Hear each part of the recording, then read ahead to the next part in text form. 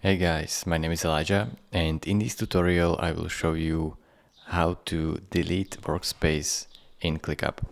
It is very simple. First thing you will have to do is go up here to your profile picture and click on it. Then go down until you see settings and click on it as well. Now it will load up this My Setting page, but you don't want this, so scroll down here and click on Workspaces. Now choose a workspace that you want to delete. So in my case, it is this workspace number 2. So I will click on that. And then it will simply load up this page and you have to click on delete workspace right here. So click on it and keep in mind that by deleting this workspace, you will delete all files, tasks and history.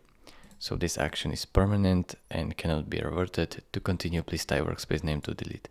So type your workspace name and delete it.